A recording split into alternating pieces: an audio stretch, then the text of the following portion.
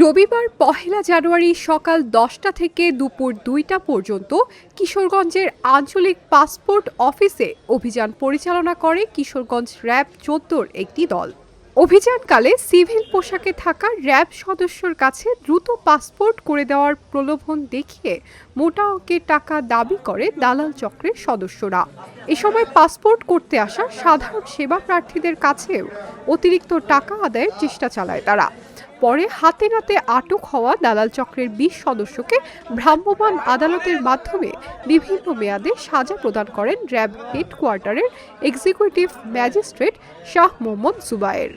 RAB জানিয়েছে, passport সেবায় স্বচ্ছতা নিশ্চিত করতে দালাল বিরোধী এ ধরনের অভিযান অব্যাহত থাকবে।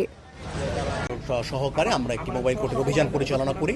মোবাইল কোর্ট অভিযানকালে আমরা আমাদের এখানে 20 জনকে আমরা ধৃত করি এবং তাদের দোষ স্বীকারোক্তির ভিত্তিতে তাদের অপরাধের প্রকৃতি অনুযায়ী বিভিন্ন মেয়াদের কারাদণ্ডে তাদেরকে দণ্ডিত করা হয়। এবং এখানে আসলে আমরা যখন অভিযান পরিচালনা করি আমাদের কাছে তারা এমনও হয়েছে যে তারা নিজেরাই আমাদের সিভিল ফোর্সের কাছে তারা অর্থ দাবি করেছে। এভাবে তারা এই কার্যক্রম পরিচালনা করে আসছে।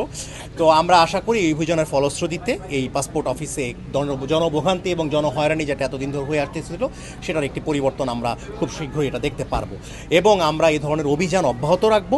ভবিষ্যতে যেন এই ধরনের কর্মকাণ্ড আর না হয় সেই বিষয়টাও আমরা মনিটর করব। আপনারা বলেছেন যে আমরা তাদের কাছেও সেই তথ্যটা বের করার চেষ্টা করেছি যে অফিসের কোন কোন কর্মকর্তা বা কর্মচারী তাদের সাথে সংশ্লিষ্ট, সেটার বিষয়ে তারা আমাদের কিছু তথ্য দিয়েছে।